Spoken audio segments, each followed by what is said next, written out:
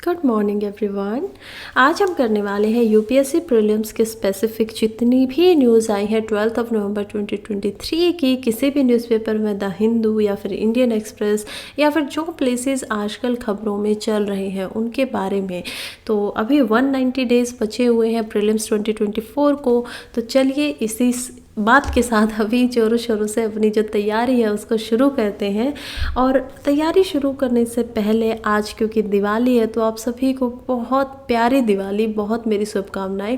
और आज के दिन का अच्छे से इस्तेमाल कीजिएगा क्योंकि आज का जो दिन है वो हमें सिखाता है कि कैसे आपकी परिस्थितियाँ कितनी भी आपके विपरीत हो, अगर आप ठीक दिशा में चल रहे हैं, अगर आप ठीक तरफ अपने मुँह करके सच्चाई के साथ चल रहे हैं तो परिस्थितियाँ चाहे 10 गुना बड़ी क्यों ना हो, चाहे आपकी सिचुएशंस आपके अगेंस्ट में उसके 10 सर ही क्यों ना हो, आप एक इकलौते खड़े हुए हैं लेकिन फिर भी आप जीत सकते हैं। फिर भी अगर आपकी दिशा ठीक है, आपकी हिम्मत है मन के अंदर, तो आप बिल्कुल जीत जाएंगे।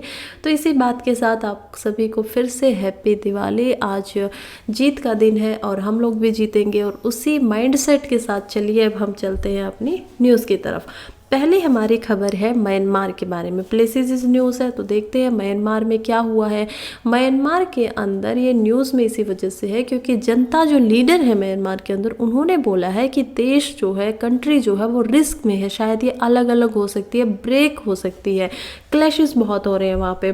तो सबसे पहले देख लेते हैं जनता लीडर्स क्या है। जनता लीडर्स क्या क्या है, कोई पॉलिटिकल पार्टी है, क्या है? तो मैं आपको बता दूं ये जनता लीडर्स होते हैं वहाँ के मिलिट्री लीडर्स।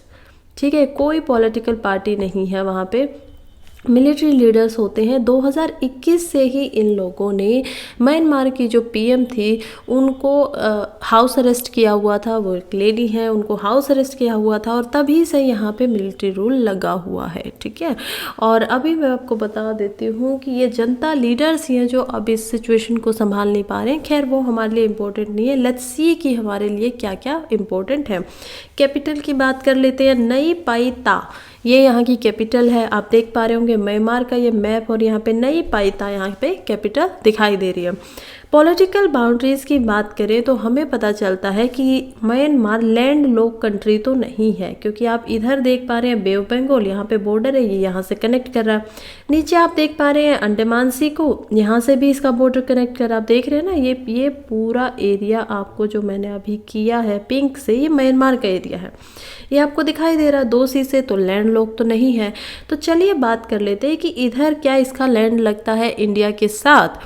तो बिल्कुल इसका नॉर्थ वेस्ट जो इंडिया है, यहाँ पे आप देखेंगे अरुणाचल प्रदेश, असम, ये सारी बाउंड्रीज म्यांमार वगैरह की ये सारी यहाँ पे म्यांमार के साथ कनेक्ट करती हैं। ठीक है, मणिपुर, ये सब इसके साथ कनेक्ट कर रही है। तो इंडिया का बॉर्डर लगता है। इसके अलावा क्या बांग्लादेश से भी बॉर्डर लग रहा है? तो हाँ, बांग्लादेश से भी लग रहा है। ऑल्दो ऐसा दिखाई देता है कि प्रतीत होता है कि शायद बांग्लादेश से नहीं लग रहा है, लेकिन ये बांग्लादेश से भी लग रहा है। इधर आप बांग्लादेश को देख पाएंगे। नेक्स्ट हम देखते हैं लाओस। इसके ईस्ट के अंदर यहाँ पे लाओस है। यहाँ पे ये कंट्री जो है बॉर्डर अपना मिला रही है। देखिए कैसे लाओस के साथ इसका बॉर्डर यहाँ से कनेक्ट कर रहा है। अगर उससे आगे भी बढ़ा जाए तो बांग्लादेश के साथ कर रहा है, लाओस के साथ कर रहा है, थाईलैंड के साथ कर रहा है, पूरा थाईलैंड आपको दिखाई दे रहा है, ऊपर चाइना के साथ यहाँ पे कर रहा है। तो ये इसकी पॉलिटिकल बाउंड्रीज़ हैं। अब मैरीटाइम बाउंड्रीज़ की बात करें तो बिल्कुल बात हो चुकी है। अंडमान सी से नीचे हो रहा है इसका और बे ऑफ बंगाल से हो रहा है, दोनों से हो रहा है, साउथ और साउथ वेस्ट के अंदर। ज्योग्राफिकल फीचर्स में माउंटेन यहाँ की सबसे जो हाई रेंज है वो है नागा हिल्स। आप लोगों को लगेगा नागा हिल्स तो यहाँ पे होनी चाहिए, हमारे पास होनी चाहिए, राइट? लेकिन नहीं, यहाँ पे नागा हिल्स हैं। चीन हिल्स भी यहाँ पे है। पतकाई रेंज यहाँ पे है जो कि बॉर्डर है इंडिया का और म्यांमार का।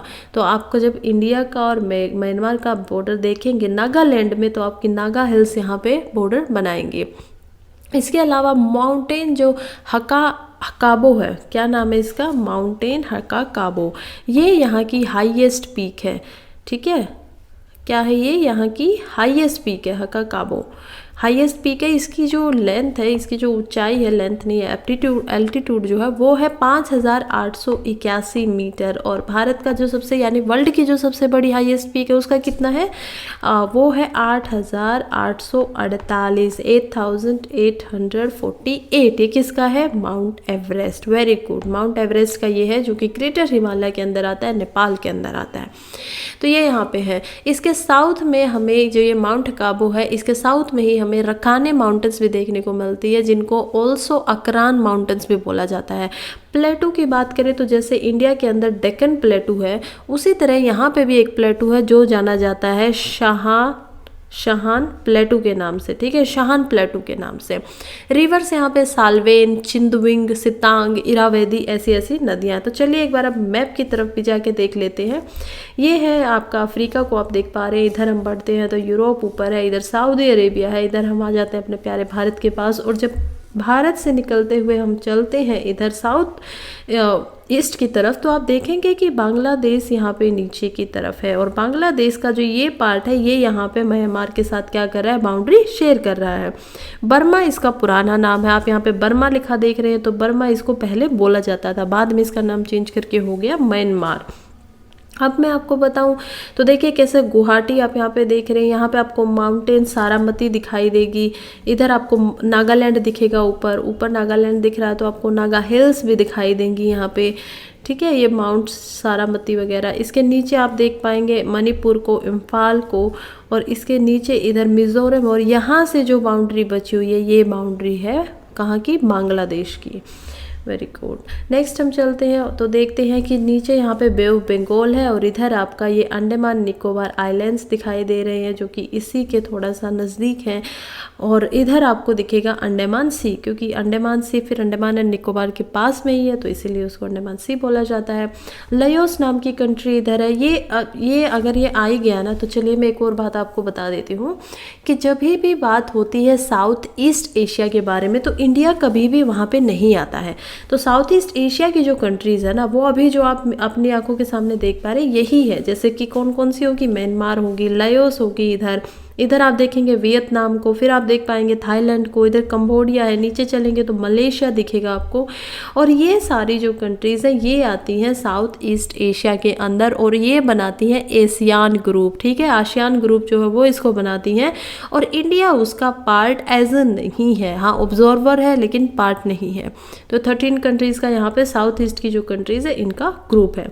तो चलिए एक और एडिशनल हमें नॉलेज यहाँ से मिल गई है। और अब हम चलते हैं वापस अपने न्यूज़ की तरफ।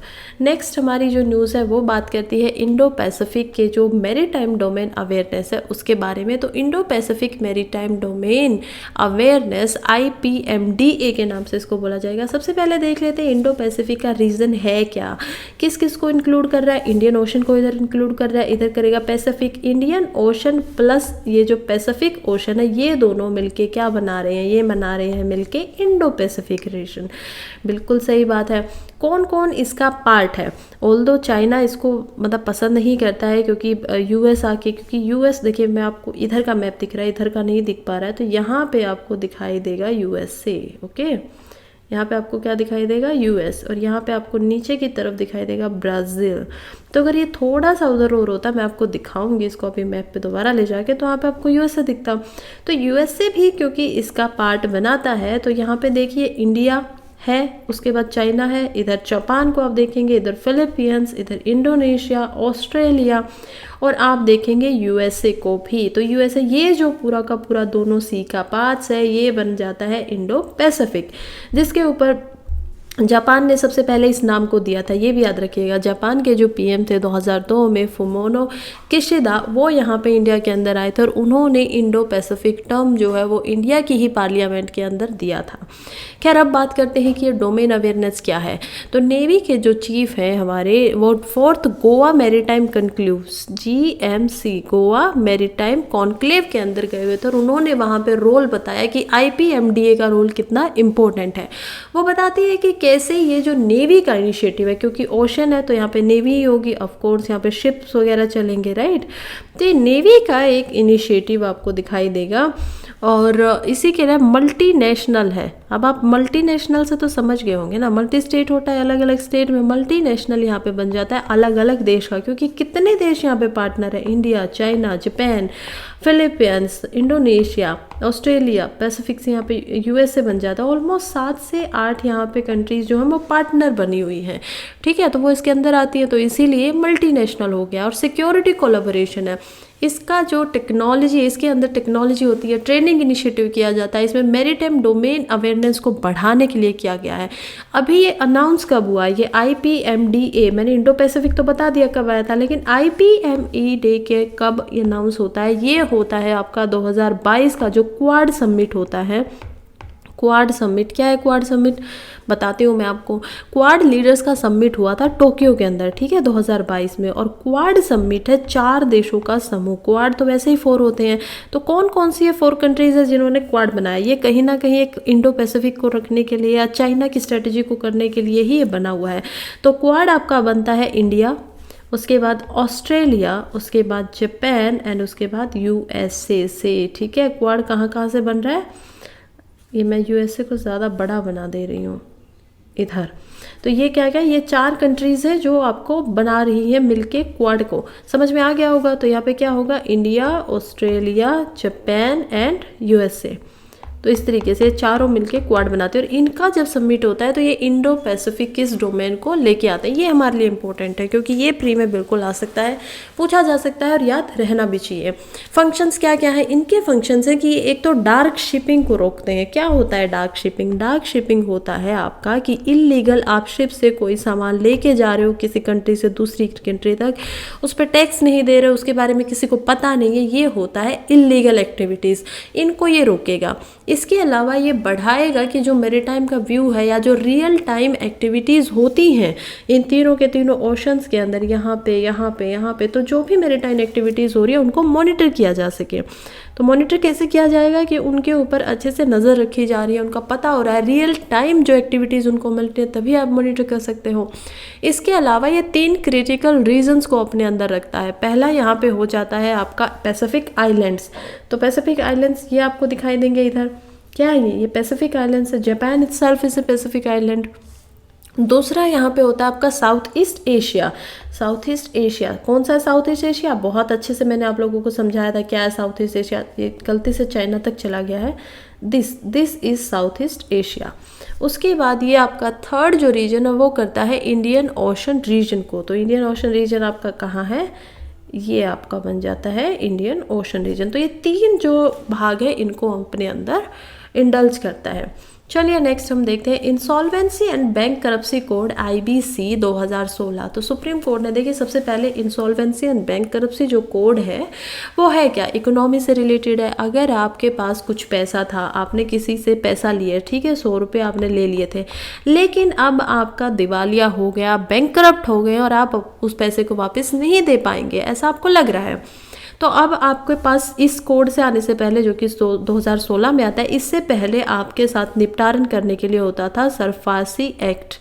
अब ये सरफासी एक्ट के अंदर क्या होता था, इसके अंदर होता था कि कोई फ़र्क नहीं पड़ता आपका दिवालिया हुआ है क्या हुआ है, हमने आपकी प्रॉपर्टी रखी हुई है, हमारे पास आपकी 90 रुपये की प्रॉपर्टी, आपने 100 रुपये लिए थे, ठीक है, अब हम अपनी पैसों को वसूल करने के लिए आपकी प्रॉपर्टी को नीलाम कर देंगे, गिरवी रख लेंगे या स्नीच कर लेंगे, कौन आपके पास क्या कर लेंगे, उसको अपने पास रख लेंगे, आपको उसका एक्सेस भी नहीं होगा, आपसे हटा दिया जाएगा। लेकिन यहाँ पे प्रॉब्लम होती थी कि जो जानबूझकर कुछ कर रहे हैं और जो अनजाने में जो सच में जिनका नुकसान हुआ उन लोगों के साथ फिर गवर्नमेंट 2016 में लेके आती है insolvency and bankruptcy code, IBC code इसको बोला जाता है। अब इसके अकॉर्डिंग आपके IB प्रोफेशनल्स होते हैं, ठीक है, IB प्रोफेशनल्स, और इसमें आपकी प्रॉपर्टी डायरेक्टली स्निच नहीं की जाती है, इसमें आप लोगों का जहाँ जिसके साथ भी आपने लोन वगैरह लिया पार्टीज़ को बिठाया जाता है और सुलह करवाई जाती है कि पर्टिकुलर 100 रुपये ये नहीं दे पाएगा, ये अभी दे पाएगा 70 रुपीज़ ही, तो आप लोग इतने में ही एडजस्ट करिए या शायद बाद में कभी दे पाए। तो इसी तरीके से इसको बनाया गया है। आई होप आपको बैकग्राउंड समझ में आ गया होगा। अब हम देख लेते हैं न्यूज़ में क्यों है। न्यूज़ में इसीलिए है क्योंकि सुप्रीम कोर्ट ने अभी अभी इसको मान्यता दी है कि जो IBC 2016 का जो भी अपॉइंटमेंट होना चाहिए अकॉर्डिंग टू दिस एक्ट, किसका अपॉइंटमेंट होना चाहिए, मैंने बोला ना इसके अंदर प्रोफेशनल्स होते हैं, तो यहाँ पे आ गया रेजोल्यूशन प्रोफेशनल। एक यहाँ पे होता है IB प्रोफेशनल यानी कि इंसॉल्वेंसी बैंक्रप्सी प्रोफेशनल, दूसरे यहाँ पे होंगे रेजोल्यूशन प्रोफेशनल। सब रेजोल्यूशन से आप समझ गए होंगे कि रेजोल्यूशन का मतलब है कि आप लोगों का क्या करवा देना, समाधान करवा देना, आपका निटवारा करवा देना, जो भी आपका आपको ठीक करवा देता है, रिजोल्व करवाता है आपकी प्रॉब्लम्स को, वो रेजोल्यूशन प्रोफेशनल होगा। तो ये कहते हैं कि उसको इन्होंने अपहेल्ड कर दिया है कि उनका अपॉइंटमेंट होना चाहिए किस तरीके से, वो एडजुडिकेशरी प्रोसेस के द्वारा। अब एडजुडिकेशरी क्या होता है, मतलब कि आप जुडिशरी से आप समझ जाइए, ठीक है। जुडिशरी होता है जहाँ पे आपके पास इतना आपके पास हक है कि आप उसमें निर्णय ले सकते हैं कुछ। तो जुडिशियल जो मामला उसका ऐड है, तो मतलब कि आपके पास 100% नहीं है, लेकिन हम आपको थोड़ा बहुत दे देते हैं, तो एडिशनल सबसे जाके बनता है। खैर, टाइम बाउंड मैकेनिज्म है, इसमें आपको टाइम दिया जाता है कि इतने टाइम के अंदर आपका जो मैकेनिज्म है, आपका जो रेजोल्यूशन है वो हो जाना चाहिए, आपको दे देना है, ठीक है। इसके कंपनीज वगैरह, लिमिटेड लाइबिलिटी जो पार्टनरशिप है, ये सब यहाँ पे आके आपको क्या कर सकती हैं, अपना निवारण के लिए कह सकती हैं हमारा निपटारा करवा दीजिए, हमारा ये प्रॉब्लम है। पार्टनर्स फ्रॉम इंडिविजुअल भी यहाँ पे आ सकते हैं। ये क्या क्या करता है, इसके अंदर ट्रिब्यूनल्स बने हुए हैं, तो पता है हमें कि ट्रिब्यूनल क्या होता है, मतलब हाई कोर्ट, कोर्ट्स का जो छोटा वर्ग होता है, जो पर्टिकुलर सिर्फ एक ही टाइप के केसेस को देखता है, वो होते हैं ट्रिब्यूनल। इसी तरीके से यहाँ पे भी ट्रिब्यूनल है, जैसे कि NCLT, ठीक है, ये यहाँ का एक ट्रिब्यूनल है। अगर इससे आपका केस ठीक नहीं होता है तो फिर से एक एपिलिएट ट्रिब्यूनल है जिसको बोला जाता है NCLAT, यानी कि एपिलिएट ट्रिब्यूनल। और इसके ये कंपनीज वगैरह के लिए LLPs जो लिमिटेड लाइबिलिटी पार्टनरशिप है, ये मैं समझा चुकी हूँ पहले बहुत बार, और मतलब फिर से बता देती हूँ। तो लिमिटेड लाइबिलिटी पार्टनरशिप क्या है कि मैं और मेरा पार्टनर, हम दो लोग हैं, हमने एक वो खरीदी है, लेकिन इसकी गलतियों की सज़ा मुझे नहीं मिलेगी क्योंकि मैं कोई हिस्सा नहीं रखूँगा, ठीक है, मैं बिल्कुल अलग हूँ। ये होते हैं लिमिटेड लाइबिलिटी पार्टनरशिप। और इसके अलावा यहाँ पे एक insolvency and bankruptcy board of India भी है जो रेगुलेट करता है इंसॉल्वेंसी प्रोफेशनल्स को, IPs को जो रेगुलेट करता है, रेगुलेटरी बॉडी है इनके ऊपर, और प्रोफेशनल जो एजेंसीज वगैरह, इंफॉर्मेशन वगैरह, उन सब के ऊपर ये ध्यान देती है। चलिए आगे बढ़ते हैं। नेक्स्ट है हमारा सेंट्रल ब्यूरो ऑफ इन्वेस्टिगेशन। बिल्कुल सही आप लोगों ने सोचा, क्या है ये, CBI। तो CBI के बारे में बात हुई तो न्यूज़ में क्यों है, न्यूज़ में इसी वजह से है क्योंकि जो सेंटर है, जो अभी अभी हमारी यूनियन गवर्नमेंट है, उन्होंने सुप्रीम कोर्ट में ये बात बोली है कि जो CBI है वो बिल्कुल एक इंडिपेंडेंट एजेंसी है। मतलब यूनियन जो गवर्नमेंट है उसका उसके ऊपर कोई रोल नहीं है, कोई भाग नहीं है, यूनियन गवर्नमेंट का कोई कंट्रोल भी नहीं है कि CBI की जो फंक्शनिंग है, वो जिस तरीके से काम करती है, उसमें यूनियन गवर्नमेंट का कोई कंट्रोल उसके ऊपर नहीं है। ऐसा किसका बोलना है, सेंटर का बोलना है। कहाँ पे बोलना है, सुप्रीम कोर्ट में बोलना है। बिल्कुल सही बात। अब CBI के बारे में जान लेते हैं। CBI क्या ये एक कॉन्स्टिट्यूशनल बॉडी है या फिर ये एक स्टैट्यूटरी बॉडी है? आई होप आप लोगों को दोनों का मतलब पता है, स्टैट्यूटरी है या कॉन्स्टिट्यूशनल है। तो मैं आप लोगों को बता दूं, ये बनी तो एक एक्ट के द्वारा है, लेकिन फिर भी ये एक स्टैट्यूटरी बॉडी नहीं है, ठीक है। क्यों नहीं है? आप तो कहते हो कि मैम, आप तो बताते हो कि जो चीज़ कॉन्स्टिट्यूशन संविधान में नहीं बनी और जिसको पार्लियामेंट ने एक एक्ट की तरह लागू किया है, बाद में बनाया, तो वो क्या होंगी, स्टैट्यूटरी होंगी। क्यों होंगी? क्योंकि वो बुक ऑफ स्टैट्यूट के अंदर ऐड होती हैं, ठीक है। आपकी जो बुक ऑफ स्टैट्यूट होती है, क्या होती है, बुक ऑफ स्टैट्यूट होती है पार्लियामेंट्री फंक्शंस की, वहाँ पे वो ऐड होती हैं, इसीलिए वो एक स्टैट्यूटरी बॉडी हो जाती है। लेकिन ये स्टैट्यूटरी बॉडी नहीं है, और ये बहुत याद रखने की ज़रूरत है आपको। क्यों नहीं है? क्योंकि ये बनी है Delhi special police establishment act 1946 में, और हमें पता है कि हमें आज़ादी मिलती है 1947 में। इसी वजह से, क्योंकि ये पहले से और अभी तक फंक्शन कर रही है और इसमें कोई बदलाव नहीं किया जाता है, तो क्योंकि ये इंडियन गवर्नमेंट के द्वारा नहीं बनाई गई थी, इसी वजह से जो कॉन्स्टिट्यूशन के आने से पहले से बनी हुई है, इसी वजह से इसको स्टैट्यूटरी नहीं माना जाता है। प्रीलिम्स में बिल्कुल ऐसा सवाल बिल्कुल कंफ्यूज कर सकता है, क्योंकि एक्ट देखते ही लगेगा स्टैट्यूटरी है, चलिए हो गया है। तो इसीलिए ये बात याद रखनी, और इसीलिए मैंने इस पर ज़्यादा फोकस किया है आप लोगों के लिए। किसके अंडर आती है? ये अंडर आती है डिपार्टमेंट ऑफ पर्सोनल के, डिपार्टमेंट ऑफ पर्सनल के मिनिस्ट्री ऑफ जो पर्सनल है वहाँ पे पेंशन्स वगैरह की बात होती है। Public grievances ministry of personal आपके पेंशन एंड पब्लिक ग्रीवेंसेस, तो यहाँ पे ये आपके अंडर आएगी। और इसके अलावा इसको डिजिग्नेट किया जाता है, कौन इसको डिजिग्नेटेड करता है, तो ये एक तरीके से national centre bureau of India भी है इंटरपोल के लिए। किस चीज़ के लिए? इंटरपोल क्या होता है? Interpol, what is Interpol? Interpol होता है, इंटर से बनता है यहाँ इंटरनेशनल और पोल से होता है पुलिस। तो जो इंटरनेशनल पुलिस है सभी देशों की, जिसको इंटरपोल के अंदर लाया जाता है, जो ध्यान रखती है किसी बॉर्डर से इधर इलीगल एक्टिविटीज़ नहीं हो रही है, तो वहाँ पे ये क्या है, department of national central bureau of India की तरह यहाँ पे काम करता है। यहाँ पे सेंट्रल ब्यूरो फॉर इन्वेस्टिगेशन है, वहाँ पे क्या हो जाएगा, national central bureau of India, यहाँ पे इंडिया बन जाएगा। ठीक है, तो ये इस तरीके से यहाँ पे काम करेगा। और जर्नल कंसेंट यहाँ पे चाहिए होता है कि अगर सीबीआई अपना काम खुद से कर सकती है किसी भी स्टेट के अंदर या कहीं पे भी, वो इसको मिला हुआ है डीपीएससी एक्ट सेक्शन 6 से। नेक्स्ट हम चलते हैं पल्सर्स। क्या होते हैं पल्सर? पहली बात तो ये न्यूज़ में क्यों है, देखिए न्यूज़ में इसी वजह से है क्योंकि 5 नए पल्सर जो है वो अभी डिस्कवर्ड किए गए हैं, उसकी खोज हुई है। ठीक है, डिस्कवर किए गए हैं। और किसने इसको किया है? फास्ट ने किया है। अब ये फास्ट क्या है? फास्ट एक आपकी क्या है, टेलीस्कोप है। क्या इसको बोला जाता है? फास्ट इसका नाम है क्योंकि एफ से बनता है यहाँ पे 500, ठीक है, 500। ए से बनता है आपका एपेचर,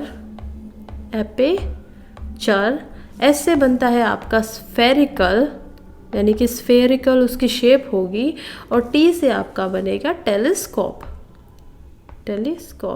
तो ये यहाँ पे इसकी फुल फॉर्म है फास्ट की, और इसने यहाँ पे इसको ढूंढा है।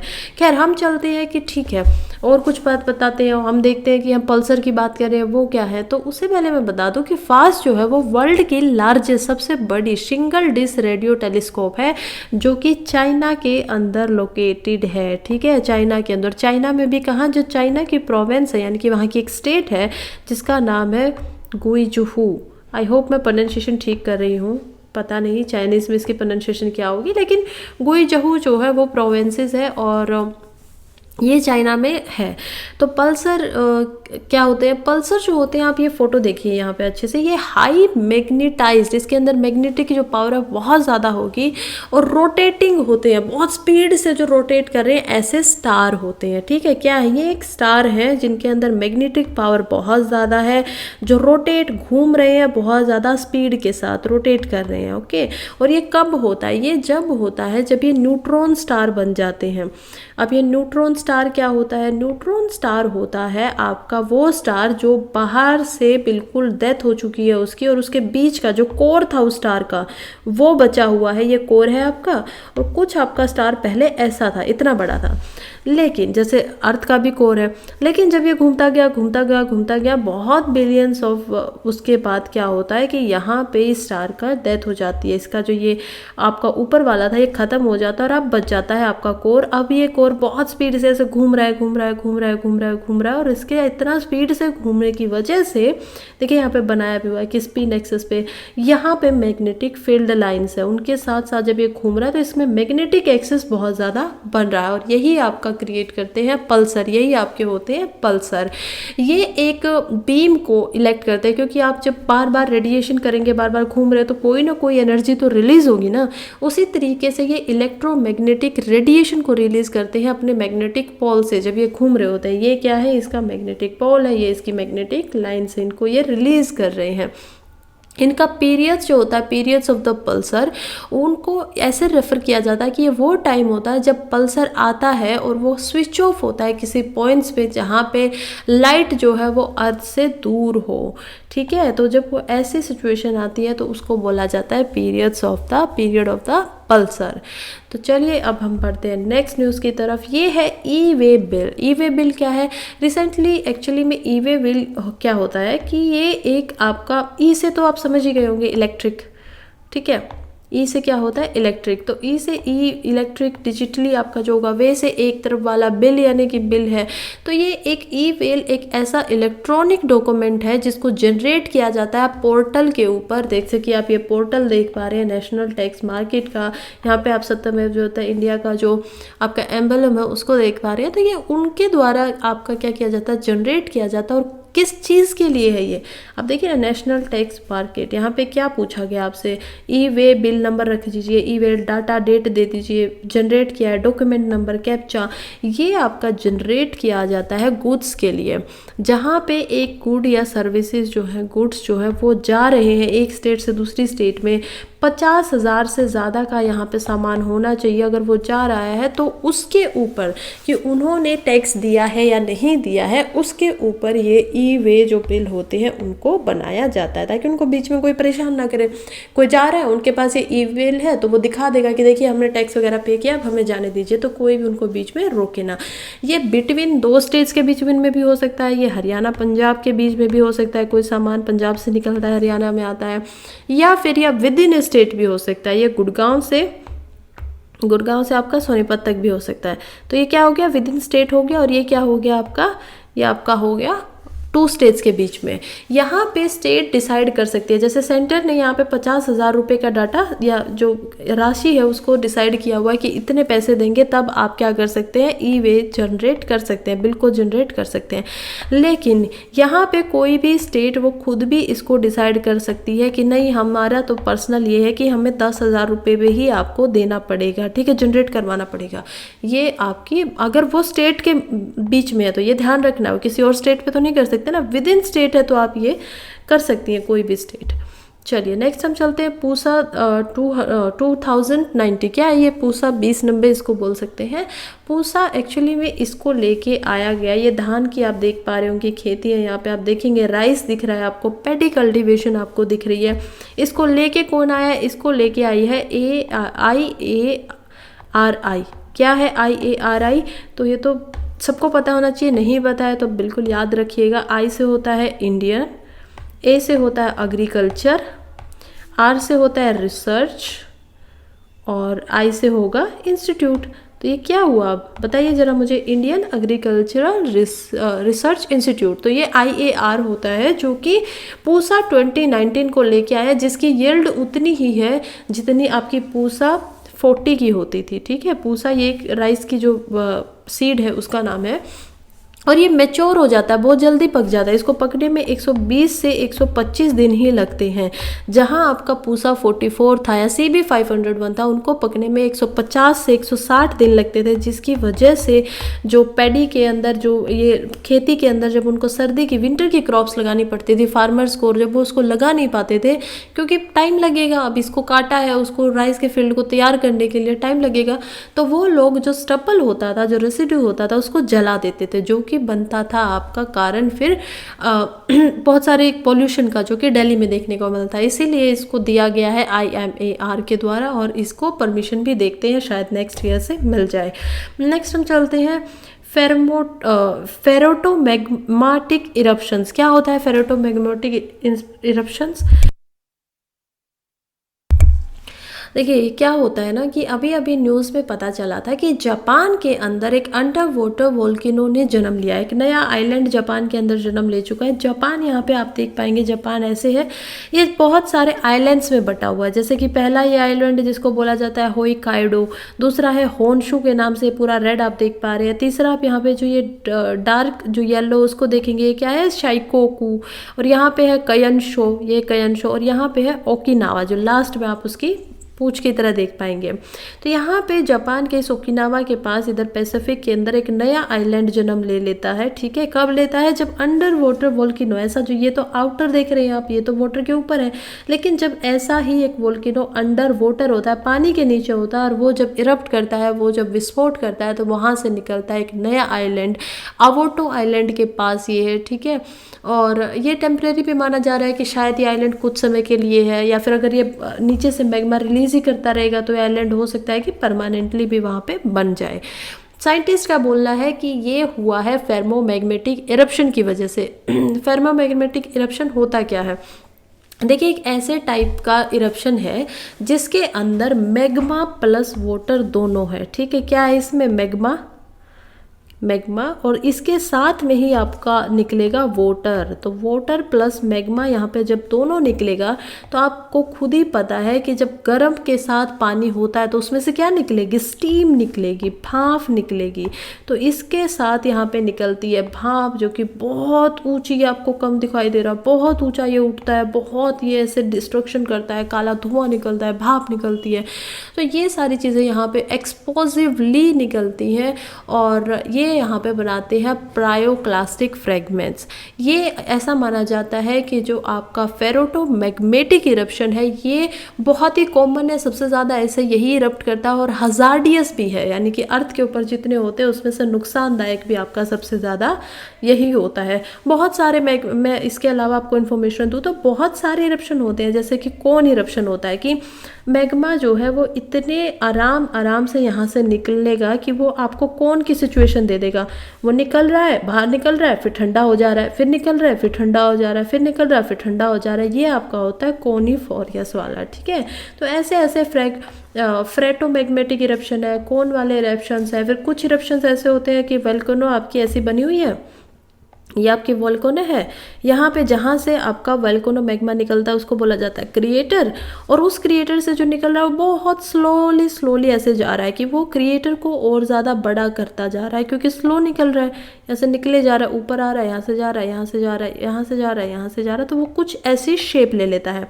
और जो हम बात कर रहे हैं यहाँ पे फ्रेटोमैग्मेटिक की, वो कैसे होगा, वो होगा आपका कि यहाँ पे आपकी वोल्केनो है, ये आपकी वोल्केनो है, यहाँ पे आपका क्रिएटर है जिससे निकलने वाला है, और ये बहुत तेज़ी से ऊपर की तरफ निकलेगा, बहुत स्पीड के साथ, ठीक है। एक्सेसिव इसकी स्पीड होगी, मैग्मा होगा, पानी होगा, और यहाँ पे फिर आपके बन जाएंगे भाप। ये इस तरीके से आपको दिखाई देगा, ठीक है। जो मैंने पहले दिखाए वो इतने ज़्यादा विस्फोटक नहीं थे ना, वो ईजिली आ रहे थे, कोई कौन बना रहा था, तो इस तरीके से बहुत सारे बनते हैं। तो चलिए आज की लास्ट न्यूज़ पे हम पहुंच गए हैं। सोफिया, क्या है सोफिया? सोफिया यहाँ पे है स्ट्राटोस्फेरिक। सबसे पहले क्या है ये, स्ट्राटोस्फेरिक।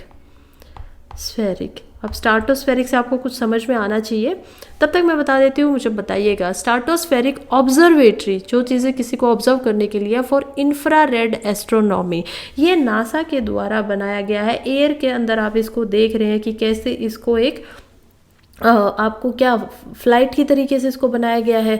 यहाँ पे इसका नाम है साफा का। यहाँ पे आप दो नेशंस के फ्लैग देख पा रहे हैं। पहला नेशन का फ्लैग यहाँ पे किसका है, ये है आपका सबसे पहले अमेरिका का, जो कि है नासा की तरफ से, और दूसरा यहाँ पे आपको दिखाई दे रहा है जर्मनी का, ठीक है। आपको जर्मनी का फ्लैग दिखाई दे रहा है, नहीं दे रहा, हो सकता है वीडियो की क्वालिटी इतनी अच्छी ना हो, लेकिन यहाँ पे है इसका, ठीक है। तो ये जब आपको दिखाई देता है इतना फ्लैग वगैरह, तो यहाँ से समझ में आता है कि सोफिया जो है वो वर्ल्ड की सबसे बड़ी एयरबोर्न एस्ट्रोनॉमिकल ऑब्जर्वेटरी है, जो कि दो देशों ने मिल के बनाई है। पहले बनाई है उसको नासा ने, अमेरिका ने, और दूसरा बनाया है जो जर्मनी की जर्मन एयर स्पेस सेंटर है। तो देखिए कुछ हमें पता होना चाहिए। देखिए इंडिया का एयर स्पेस क्या है, इसरो है, इंडियन स्पेस रिसर्च ऑर्गेनाइजेशन। आपका यूएसए का क्या है, नासा है, राइट, नासा। ये सभी न्यूज़ में थे, इसीलिए मैं आपको बता रही हूँ। और तीसरा हमारा बनता है जर्मनी का सॉरी, तो जर्मनी का क्या है, जर्मनी का यहाँ पे आता है जर्मन एयर स्पेस, गैस से भी आप इसको याद सकते हैं, या यहाँ पे सी आएगा, गैक, जर्मन एयर स्पेस सेंटर। आपका अगर यूरोप की बात की जाए तो यूरोपियन क्या है, यूरोप का आपका पूरा यूरोप यूनियंस वगैरह में मिलके क्या बना है, यूरोपियन एयर स्पेस एजेंसी, ठीक है, यूरोपियन एयर स्पेस एजेंसी। तो ये आपको ये दिखेगा। और अगर आपकी बात करते हैं जापान की, जो कि खुद एक बार फिर से न्यूज़ के अंदर था हमारा, तो वो आपका क्या है, वो आपका है जेक्सा, ठीक है, जैक्सा, जापानीज एयर स्पेस। ये तो ये कुछ फेमस आपके एयर के जो रिसर्च सेंटर्स है कंट्रीज़ के, वो थोड़ा बहुत आपको पता होना चाहिए किस कंट्री का क्या है। अब हम बात करते हैं इसके अलावा थोड़ा बहुत और कि क्या काम करने के लिए बना हुआ है। यहाँ पे आपको सोलर सिस्टम दिखाई दे रहा है। इसका काम था कि इन्होंने अभी जो एटमॉस्फेयर है हमारा, उसके अंदर एटॉमिक ऑक्सीजन को ढूंढा है, तो कहते हैं ये तो बहुत बड़ी बात नहीं है, ऑक्सीजन तो होती है एटमॉस्फेयर में, लेकिन इसने ये इंडिया के अंदर या अर्थ के अंदर नहीं ढूंढा है, ये इसने ढूंढा है वीनस के अंदर। आप देखेंगे यहाँ पे वीनस है, सबसे पहले इधर है सन, उसके बाद आता है मरकरी जो कि बहुत हॉट है, यहाँ पे वीनस है जो खुद में हॉट है, लेकिन थर्ड जो होता है वो होता है अर्थ। अब आप देखेंगे कि वीनस और अर्थ बहुत नज़दीक है और इसी वजह से इसको वीनस को अर्थ का ट्विन भी बोला जाता है, यानी कि अर्थ का जुड़वा भी बोला जाता है। ठीक है, क्योंकि एक जैसी शेप है, एक जैसे दिखते हैं, कुछ ज़्यादा अभी दिखाई नहीं दे रहा है इतना फ़र्क, लेकिन क्योंकि यहाँ पे गर्मी बहुत ज़्यादा है और वो भी क्यों है, ग्रीन हाउस इफेक्ट यहाँ पे बहुत देखने को मिलता है। अभी तक जो गैसेस हैं वो अच्छे से यहाँ पे सेटल नहीं हुई है और इसीलिए यहाँ पे क्या बन जाता है, ग्रीन हाउस बन जाता है। इसके अलावा वीनस की अगर कुछ और बातें मैं बताऊं आपको, तो एक मैं बताती हूँ कि वीनस का जो कोई भी आपका वो नहीं होता है, मून नहीं होता है वीनस का। ठीक है, तो वीनस का क्या नहीं होता है, खुद का कोई मून नहीं है। इसके अलावा वीनस पे कोई रिंग नहीं दिख रही आपको, सैटर्न के ऊपर, जुपिटर वगैरह के ऊपर, इन पे ऊपर ये आपको रिंग्स दिखाई देंगे, राइट, ये प्लेनेट है और इनके आपको ऐसे ऐसे कुछ रिंग्स दिखाई देंगे। अर्थ भी ऐसे अपना रिंग नहीं बनाता है, लेकिन वीनस के पास भी ना ही कोई मून है, ना ही कोई आपका वो दिखेगा, रिंग्स वगैरह दिखेंगी। और बहुत हॉटेस्ट प्लैनेट है ये, बहुत हॉटेस्ट है, क्योंकि यहीं पे फिर से आपका ग्रीन हाउस इफेक्ट बनता हुआ ज़्यादा दिखाई देता है। अर्थ की तरह बात करें तो अर्थ का ये ट्विन है, अर्थ का जुड़वा है, लेकिन हमारी जो अर्थ है वो घूमती है अपने खुद के एक्सेस पे, पता है हमें, और कैसे घूमती है, वेस्ट से ईस्ट की तरफ ऐसे घूमती है, राइट, कि यहाँ पे ये वेस्ट डायरेक्शन है, इधर से अर्थ आएगी ईस्ट की तरफ। लेकिन वीनस एंटी क्लॉकवाइज नहीं घूमता है, वीनस घूमता है क्लॉकवाइज। हमारी अर्थ घूम रही है एंटी क्लॉकवाइज। खड़ी क्या होती है, खड़ी इधर है 12, ऐसे जाएगी, राइट, ऐसे आएगी, ऐसे आएगी, फिर ऐसे जाएगी, फिर ऐसे जाएगी, फिर ऐसे आएगी, फिर ऐसे आएगी, फिर ऐसे आएगी, तो खड़ी जा रही है ऐसे, ठीक है, ऐसे। और हमारी अर्थ जाती है किस तरीके से, इस तरीके से उल्टी जाती है अर्थ, ऐसे आती है, तो खड़ी। तो ये होता है एंटी क्लॉकवाइज और ये होगा आपका क्लॉकवाइज। अब ये तो सी सेट में सबको पता ही होगा। तो अर्थ हमारी घूमती है एंटी क्लॉकवाइज और वीनस जाता है क्लॉकवाइज, इस तरीके से जैसे घड़ी घूमती है। और ये फ्लाई करता है स्ट्रेटोस्फेयर में, जो कि 99% उसके ऊपर जो अर्थ की इंफ्रारेड है वो ब्लॉक कर देती है एटमॉस्फेयर को, इंफ्रारेड यूनिवर्स को ऑब्जर्व करने से, इसीलिए ये स्ट्रेटोस्फेयर में घूमता है। स्ट्रेटोस्फेयर क्या है, स्ट्रेटोस्फेयर से समझने के लिए हमें पता होना चाहिए कि ये हमारी अर्थ है, ये आपका सिर्फ डाउन का भाग है, ठीक है, दिस इज अर्थ, जो कि ऊपर से दिख रहा है। अर्थ का जो एटमॉस्फेयर है वो 6 भागों में बटा हुआ है। पहला, अगर आप 18 किलोमीटर तक यहाँ पे चलेंगे, 18 किलोमीटर ऊपर की तरफ, लगातार आप ऊपर की तरफ जा रहे हैं, अर्थ से यहाँ से ऊपर जा रहे हैं, तो 18 किलोमीटर तक चलेंगे तो आपको मिलेगा ट्रोपोस्फेयर। ट्रोपोस्फेयर, स्फेयर होता है जगह और ट्रोपो इसका नाम है। आप इससे ऊपर अगर जाएंगे 50 किलोमीटर तक, ठीक है, यहाँ पे 18 किलोमीटर था, अब यहाँ पे हो गया 50 किलोमीटर, तब आपको मिलेगा 18 से यहाँ पे 50 पे जाने में स्ट्रेटोस्फेयर।